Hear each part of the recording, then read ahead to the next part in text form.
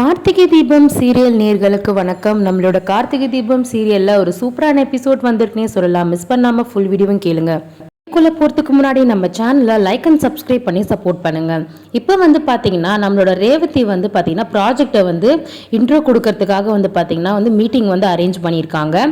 அதில் வந்து பாத்தீங்கன்னா வந்து இருக்க ஒரு லேடி, அதாச்சும் உங்களுக்கே தெரியும், அவங்க எப்படியோ வந்து எம்டியை வந்து எம்டி கார்த்தியை வந்து கல்யாணம் பண்ணிக்கணும் அப்படின்னு சொல்லிட்டு என்ன பண்ணுறாங்க, அந்த ஃபைலை வந்து மாற்றி வச்சிடுறாங்க. ஆல்ரெடி வந்து கார்த்தி வந்து எழுதின மாதிரி தப்பாக ஒரு லெட்டர் எழுதி வச்சாங்க.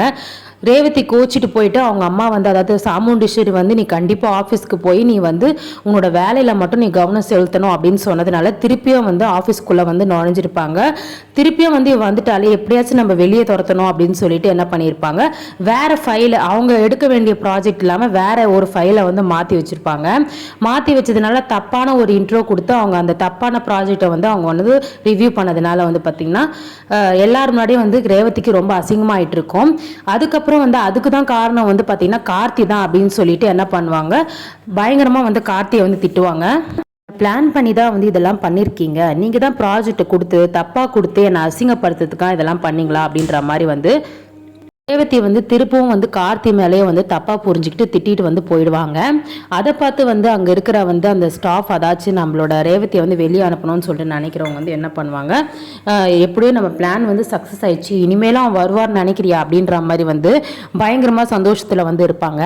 அப்போ அவர் கார்த்தியோட ஃப்ரெண்டு ஒருத்தர் இருப்பார்ல, அவர் வந்து பார்த்தீங்கன்னா வந்து என்னப்பா என்னாச்சு, ஏதாவது பிரச்சனையா, சிஸ்டர் எதுக்கு கோவமாக போகிறாங்க அப்படின்ற மாதிரி கேட்கும்போது கார்த்தி நடந்த விஷயத்தையும் எல்லாத்தையும் வந்து சொல்லுவார். என்னப்பா இது, இந்த ஆஃபீஸ்க்குள்ளே யார் எதிரி இருக்கா, இத்தனை பேரில் நம்ம யாருன்னு கண்டுபிடிக்கிறது, ஆனால் யாரோ இருக்காங்க அப்படின்ற மாதிரி வந்து சொல்லுவாங்க. அதெல்லாம் பிரச்சனை இல்லை, நான் பார்த்துக்கிறேன், ஈஸியாக கண்டுபிடிச்சிடலாம், அதுக்கான வேலையை தான் ஃபஸ்ட்டு பார்க்கணும், அப்படிலாம் நான் விடமாட்டேன், ரேவதி வந்து என்னை வெறுக்கிற அளவுக்கு அப்படின்ற மாதிரி வந்து கார்த்தி வந்து சொல்லிட்டு இருப்பாரு. இப்போ வந்து பார்த்தீங்கன்னா கார்த்தி வந்து யார் இதெல்லாம் பண்ணுறா அப்படின்னு சொல்லிட்டு சிசிடிவி கேமராலேயோ இல்லை வந்து எப்படி வந்து தெரிஞ்சுக்கிறதுக்கு தான் வந்து முயற்சி பண்ண போகிறாரு. ஏன்னா வந்து இது 2வது தடவை இந்த பிரச்சனை நடக்கிறதுனால எப்படியாச்சும் வந்து நம்ம வந்து பார்த்திங்கன்னா இது யாருன்னு வந்து தெரிஞ்சே ஆகணும், அப்போ தான் இதுக்கு ஒரு முற்றுப்புள்ளி வைக்கணும் அப்படின்னு சொல்லிட்டு நினச்சிட்டு இருக்காரு. இப்போ வந்து பார்த்திங்கன்னா வீட்டுக்கு வந்து கோவமாக வருவாங்க ரேவதி. வந்ததுக்கப்புறம் ரோகிணி வந்து என்னாச்சு, வழக்கம் போல் எதனா பிரச்சனையா அப்படின்ற மாதிரி வந்து கேட்பாங்க. திருப்பியும் அந்த எம்டி வந்து என்னை வந்து தேவையில்லாத வந்து ஃபைலை மாற்றி கொடுத்து என்னை வந்து ஆஃபீஸில் அசிங்கப்படுத்திட்டாரு அப்படின்ற மாதிரி ரோகிணி கிட்ட வந்து சொல்லுவாங்க.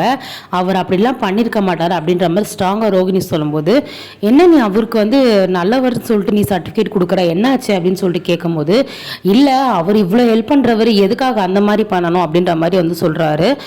சொல்கிறாங்க நம்ம ரோகிணி. அப்போ வந்து ரேவதி சொல்கிறாங்க, இல்லை நான் வந்து அவர் கொடுத்த ப்ராஜெக்டை தான் நான் வந்து ரிவ்யூ பண்ணேன், அதை யார் வந்து மாற்றி வைக்க முடியும், அவர் தான் எனக்கு மாற்றி கொடுத்து தப்பாக பண்ணணும்னு சொல்லிட்டு தான் இதெல்லாம் வந்து பண்ணியிருக்காரு அப்படின்ற மாதிரி வந்து நம்ம ரேவதி திருப்பியும் வந்து தப்பாக நடிச்சிட்டு இருப்பாங்க. இது வந்து ஒரு பக்கம் இருந்தாலும் வந்து பார்த்திங்கன்னா சாமுண்டீஸ்வரி என்ன பண்ணுவாங்கன்னா வந்து எப்படியாச்சும் வந்து கல்யாணத்தை நடத்தியே ஆகணும் அப்படின்ற மாதிரி வந்து அவங்க, அதாவது புதுசாக ஏற்பாடு பண்ண அந்த கார்த்திக்கிட்டேயும் அவங்க தங்கச்சிக்கிட்டேயும் வந்து பேசிகிட்டு இருப்பாங்க. இதுக்கு நடுவில் வந்து யாருமே அந்த கார்த்தி வந்து வரவே கூடாது, அவனை எப்படியாச்சும் வந்து தடுத்து வைக்கணும், ரேவதிக்கு எப்படியோ பழைய ஞாபகங்கள்லாம் வரப்போகிறது இல்லை, அதுக்குள்ளே நம்ம எப்படியாச்சும் வந்து கல்யாணத்தை நடத்தி வச்சிடணும் அப்படின்ற மாதிரி வந்து முடிவு பண்ணிகிட்டு இருப்பாங்க. இதோட வந்து பார்த்தீங்கன்னா ஃப்ரெண்ட்ஸ் எபிசோட் வந்து முடிச்சிருக்காங்க. நெக்ஸ்ட்டு ப்ரோமோ ரிவ்யூ எப்படி இருக்க போகுதுன்னு சொல்லிட்டு வெயிட் பண்ணி பார்க்கலாம்.